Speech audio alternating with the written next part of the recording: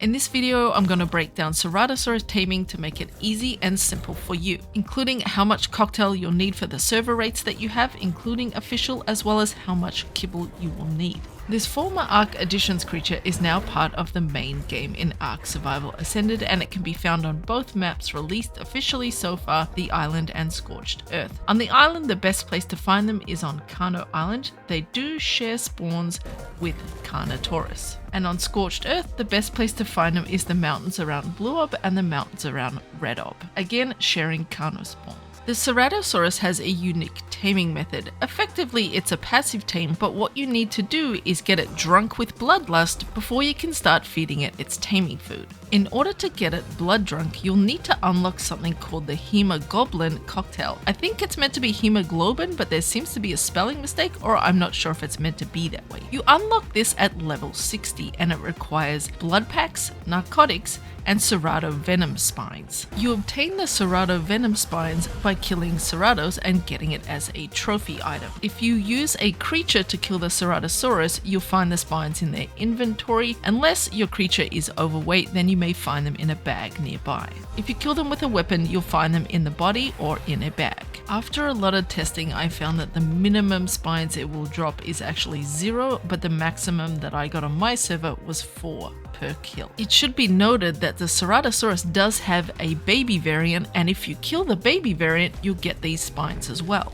On the island, I found it really easy just to farm these Ceratosaurus spikes by taking a Giga or a Cha-Cha to Carnivore Island, just circling around killing all of the spawns that I see. Also, it's important to note that because this is a trophy item, you cannot transfer it between maps. To get blood packs, you'll need to unlock the blood extraction syringe. Each time you use the syringe, it will take a little bit of your health and create a blood pack. There is a 5-second cooldown on each time you use it. You'll need to grab narcotics too, and you craft the hemoglobin cocktail in your inventory. Once you have found the Ceratosaurus that you want to tame, I suggest moving it to a taming location that is a little bit more flat and open, and where you've cleared out the area of other dinos. You can pick them with the Rhinognatha, but you cannot pick them with a Wyvern. Make sure you use the sap armor on the Rhinognatha so you take less damage. If you are playing official PvE, you won't be able to pick them at all, but you may need to kite them away from a different area. You'll need to use one of your own creatures to tame it, and you'll need to pick a creature that can handle a lot of damage. What I'm using here is one of my boss fight theories. It has a good saddle and lots of HP, and also being a herbivore, because it's taking damage, I can put sweet veggie cakes in its inventory to heal it. I recommend keeping your tame on passive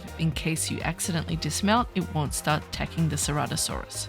You need to feed this cocktail to one of your own tame. Place it in your tame's inventory and hit E to consume. This will give your tame a purple aura and attract the Ceratosaurus. Once consumed, you have 3 minutes of time, and you'll see a countdown timer in the top right hand corner. While your creature has the cocktail on, it will glow purple. What you'll need to do is let it attack your tame. It's best to be riding your tame so you can control it easily and move it around closer to the Ceratosaurus. And as it attacks, you'll see pink writing coming up with a percentage of how drunk it is, and what you need to do is get it to 100% drunk. It's important that you don't fight back or damage the Ceratosaurus during this process. They are super aggressive, so that's why I like to clear out animals around them. You can see here it's starting to attack the turtle. I'm trying to wedge myself between it and the turtle. Because your tame is going to be taking a lot of damage, I suggest a few kinds of creatures. As far as some of the best tames to use, I think the best option would be to use a stego, especially if you're earlier in game. With the hardened plate mode, as well as using sweet veggie cakes, it barely takes any damage and was able to consistently tank damage from the Ceratosaurus. Essentially, any tanky herbivore will do the job. I tested with a mammoth and a paracetam. They're not as good as the stego, but with cakes, they were able to do pretty well with very basic saddles. Their health went down to about halfway. In terms of carnivores, I actually tamed with one of the boss Rexes, again, good saddle and a lot of HP. This was really easy because it didn't get knockback from the Ceratosaurus. And also, it's good to consider the Daedon. With this one, you can put passive healing on, turn it off and on as you're riding it, making sure there's meat in the inventory so you can tank the damage that way. You need to watch the top right hand side, and as soon as the cocktail runs out, you'll need to add another one to your creature if it's not yet at 100% drunk. How many cocktails you need to feed on your tame depends on two things: the level of the Ceratosaurus and the taming speed on your server. When testing with this level 25, I noticed it got drunk really quick, and I was able to get it to 100% using only one cocktail. This is at 2.5 taming. When it came to taming the higher levels, I tamed a 130, a 135, and a 150, and for me it took between 3 to 4 cocktails. Doing some simple math on that, on official 1x rates, you're going to be looking at needing about 10 cocktails to get it drunk. Why mine differed between 3 and 4 I think depended on the level of the creature and also how much damage it was able to do. If it could consistently bite me, I felt like the drunkenness went up faster. It should be noted that if the Ceratosaurus stops attacking you, its drunkenness is going to go down, so you want to constantly keep aggression onto you. One thing to note is that if you have 2 of them attacking you, they will actually both get drunk. Here you can see that the lower level one is getting drunk a lot faster and the higher level one is taking its time. Just be cautious about both of them attacking you though. You need a really strong, healthy, tanky tame to be able to do this. Once it reaches 100% drunkenness, it will start stupering around and act passive and a little confused. The preferred taming food is extraordinary kibble. You could use mutton, but I think kibble is the best option if you can make it. You'll need to keep following it around while it is drunk and wait for the next prompt. Here at 2.5 speeds, I'm getting around 14% per feed, so it's going to take between 7 to 8 kibble.